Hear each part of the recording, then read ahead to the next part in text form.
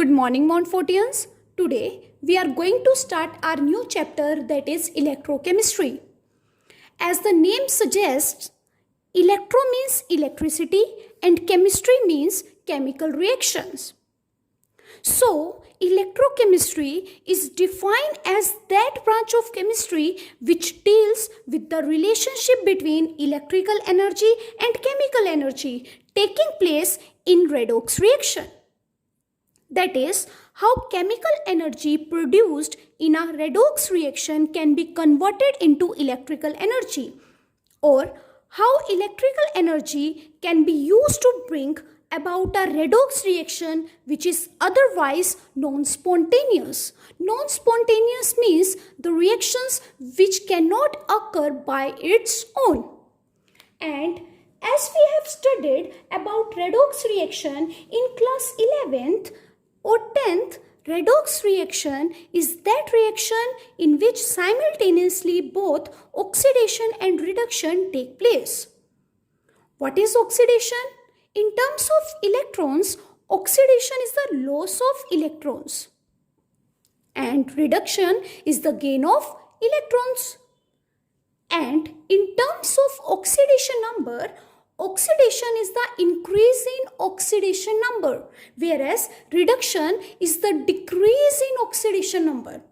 So for example, in the reaction, zinc plus copper sulfate give zinc sulfate plus copper. In this, zinc has been oxidized to Zn2 positive, whereas Cu2 positive ions has been reduced to Cu. These reactions are accompanied by release of energy called chemical energy. And by suitable arrangement, the chemical energy thus produced in a redox reaction can be converted into electrical energy. The arrangement is called electrochemical cell or galvanic cell. When we are talking about conductance or conductors, we say there are two types of conductors or conductance. First is metallic conductance. Second is electrolytic conductance. Metallic conductance or metallic conductors are those which conduct electricity due to the presence of free electrons. And due to this, they are known as electronic conductors. And as you all know, conductivity of metals decreases with increase in temperature. And electrolytic conductance are those which conduct electricity due to the presence of free ions. And due to this, they are known as ionic conductance. Electrolytic substances are classified into two types. First is electrolytes, second is non-electrolytes. Non-electrolytes are those which do not dissociate into ions, hence they do not conduct electricity. Whereas electrolytes are those which dissociate into ions and hence they conduct electricity. Electrolytes are further classified into two types, that is strong electrolyte and second is weak electrolyte. Strong electrolyte are those which completely dissociate into their respective ions. For example, NaCl, HCl, H2SO4. They completely dissociate into their respective ions, and for this, degree of dissociation is 1. And weak electrolyte are those which do not dissociate completely into ions. For example, acetic acid, HCN, calcium hydroxide, aluminium hydroxide. And for this, always degree of dissociation will be less than 1. Now, let's see factors affecting electrolytic conduction. First is interionic attraction. If between two ions force of attraction is more, then it will not dissociate easily into ions and conductivity will decrease. So, we can say interionic attraction is inversely proportional to electrolytic conductance, and in this interaction will be solute-solute interaction. Second, solvation of ions. In solvation of ions, interaction will be between solute and solvent. Again, if force of attraction will be more between solute and solvent, then it will not dissociate easily into ions and hence conductivity will decrease. So we can say solvation of ions is inversely proportional to electrolytic conduction. Third is viscosity of the liquid. If interaction between solvent-solvent is more, then viscosity will be more. If solvent-solvent interaction is more, then it will not dissociate into ions easily and hence conductance will decrease. And we can say viscosity of the liquid is inversely proportional to the electrolytic conductance. Fourth is temperature. On increasing the temperature, the dissociation will also increase and hence conduction will also increase. So these were the factors which affecting electrolytic conductance. Now, this electrolytic conduction is governed by some set of laws and that laws are known as Ohm's law. Now, what is Ohm's law? Ohm's law is that the potential difference V across the conductor is directly proportional to the current flowing through it.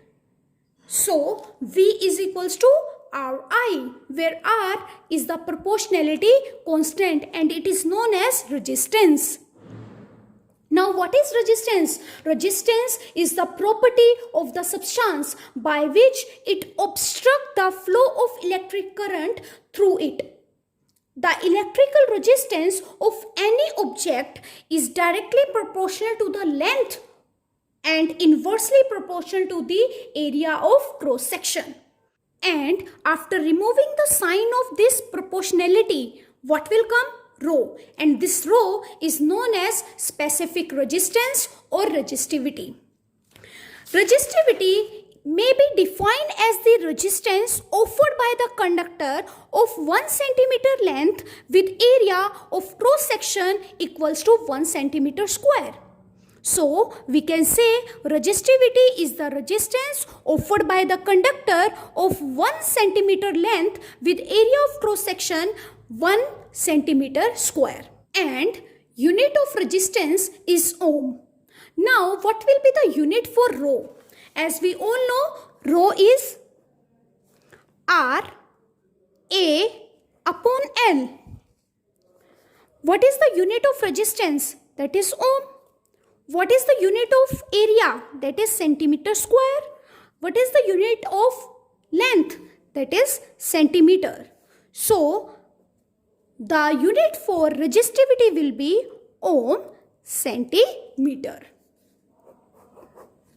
And the reciprocal of resistance is known as conductance, which is represented by G. And the unit of conductance is ohm inverse or Siemens. Now, as we know, G is 1 upon R. So, G is equals to 1 upon R is rho L upon A. Then, G is equals to A rho into L. Now, 1 upon rho is known as kappa. So, conductance is equals to kappa A upon L. This kappa is known as specific conductivity or conductivity. Now, conductivity is the reciprocal of resistivity, or we can say conductivity is the conductance of solution of 1 cm length with the area of cross section equals to 1 cm square. So, the unit for the conductivity will be ohm inverse centimeter inverse. Or as you all know, ohm inverse is equals to Siemens. So, kappa unit will be Siemens centimeter inverse. So, now kappa will be G L upon A. For a particular cell, this L upon A is constant. And this constant is known as cell constant, which is represented by G star. G star is known as cell constant and the unit of G star or cell constant is centimeter inverse. So kappa will be G into G star. Means kappa will be equals to conductance into cell constant. Now as you all know, conductance is reciprocal of resistance. So we can write kappa is equals to 1 upon R into G star, or R into kappa is equals to G star. This expression you have to remember. It is very important. Now, on the basis of these terms, let's define two more terms. First is molar conductivity. Molar conductivity is represented by lambda m. And molar conductivity is equals to kappa into 1000 upon molarity, and the unit for molar conductivity will be Siemens centimeter square mole inverse. And next is equivalent conductivity. Equivalent conductivity is represented by lambda e, and it is equals to kappa into 1000 upon normality, and the unit for equivalent conductivity will be Siemens centimeter square upon gram equivalent. I hope you all have understood today's topic. So that's all for today. Have a nice day ahead.